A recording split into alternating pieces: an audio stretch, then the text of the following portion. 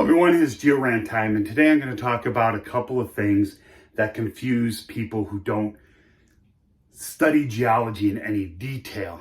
And we're going to talk today about thickness and position and how these things do not necessarily mean what you think they mean. As a geologist, when I'm talking to you, I will often just say the thickness of something, or I'll say this unit underlies that unit, just assuming you think like I do, and that isn't good, but you know, it happens usually for brevity purposes and things like that. So I'm going to explain these two things to you and how they differ from how you think they are. First of all, when someone says thickness, we do mean what you do, sort of.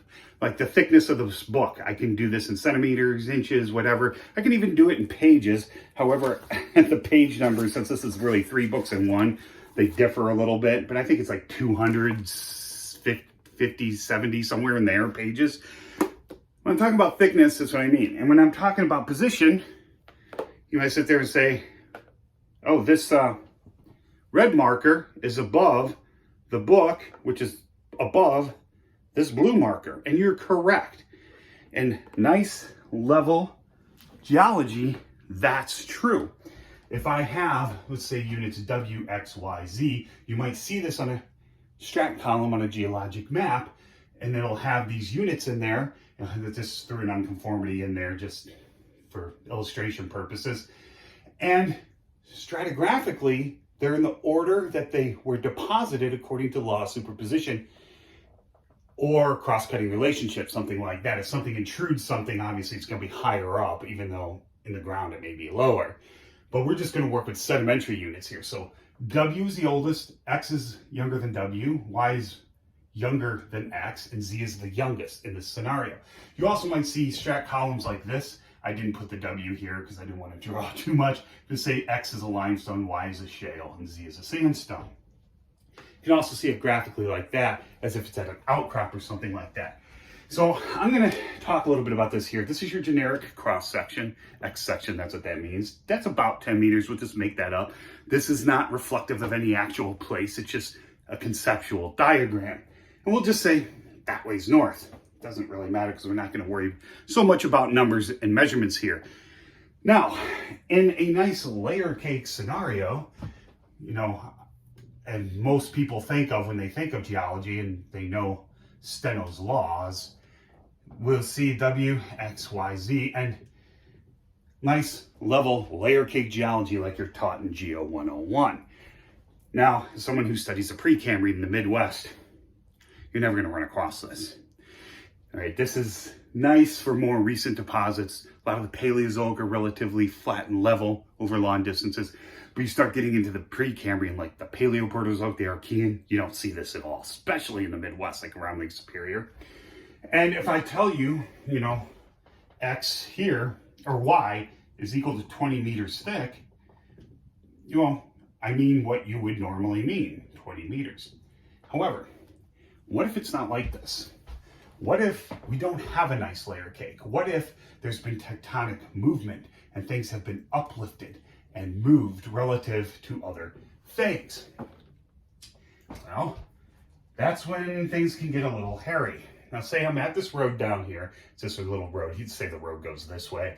It goes east-west. So let's say this is our unit Y is exposed here.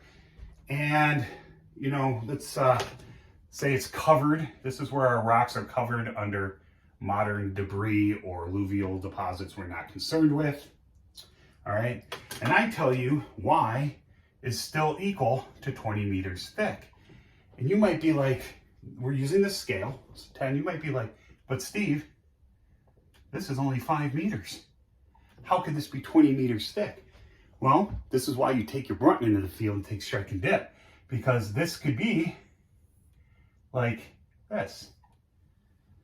And so when I say this is 20 meters thick, I'm talking about stratigraphic thickness, not exposure thickness.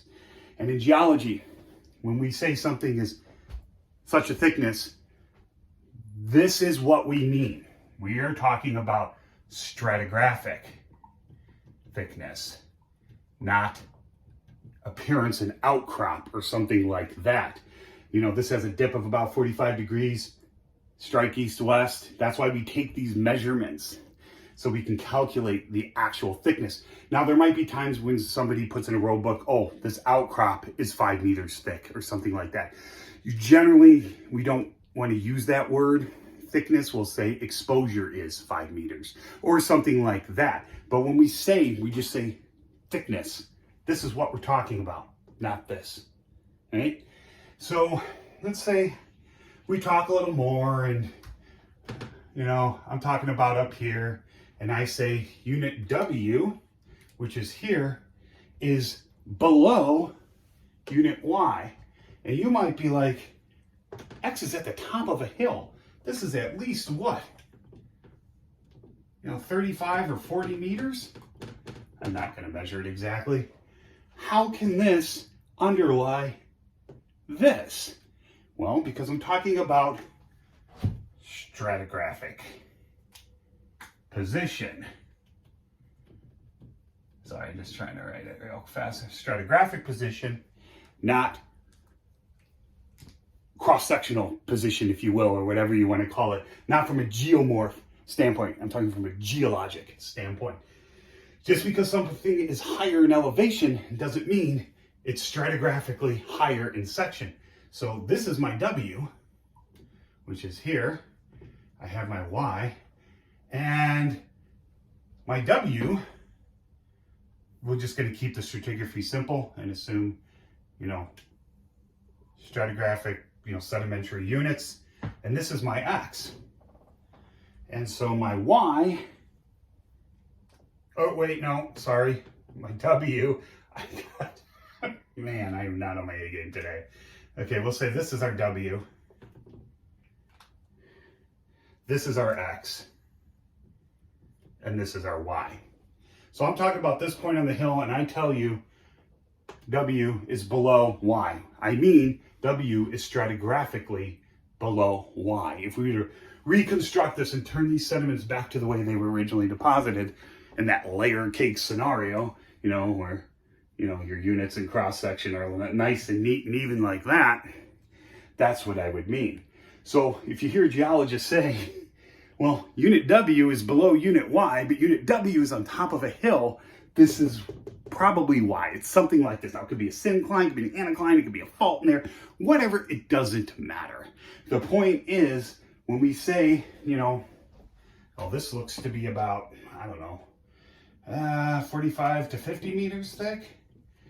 So if I'm sitting there and I'm telling you, unit W, even though it's at the top of a hill, is stratigraphically, let me redo that. I'm just going to use the words without using position.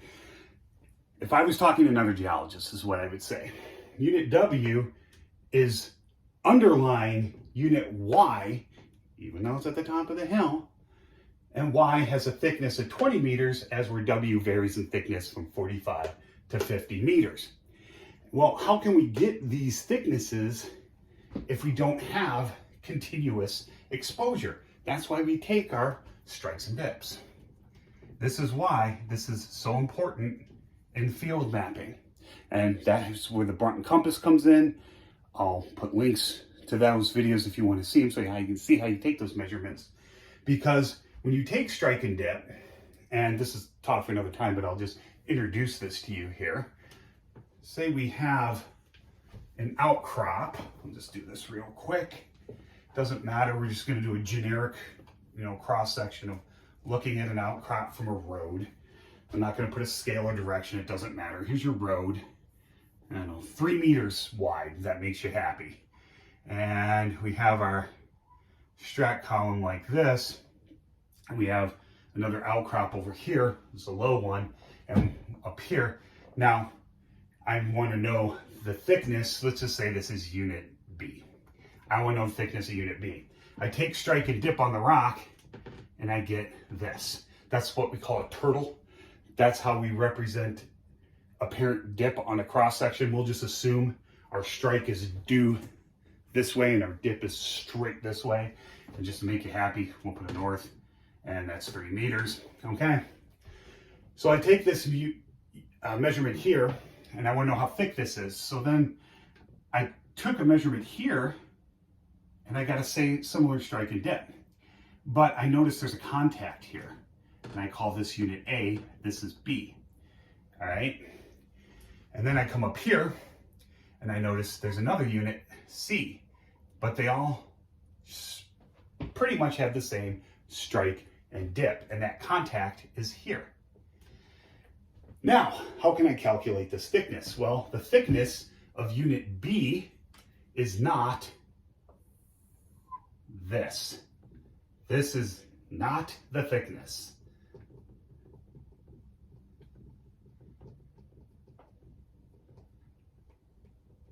Of B. Sorry, I was trying to write that real fast. So this is not the thickness of unit B. We have to go off our strike and dips. Well, we know, since they all essentially have the same strike and dip, we have the contacts exposed. We can draw on our cross section something like this, and I know this is not perfect, and there's a dry erase board. We would draw this, and then we can either take in our field, but if this is to scale, from here we can take our geologic compass, which looks different than your grade school mathematic compass, and I can draw this, and then I can just measure this here, and this is my true thickness. So instead of being, what, 12 meters in thickness, it's more like 3, 6, 9, I don't know, 10 meters maybe? Something like that.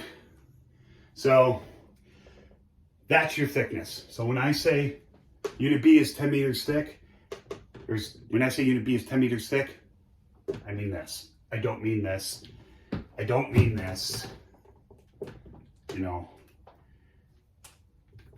I don't mean this right here, you know, because I don't mean any of this. This is my thickness. That's my stratigraphic thickness. Oh, I hope, oh, it's over 12 minutes. Well, I'm going to cut this off here. I hope that was clearer than mud.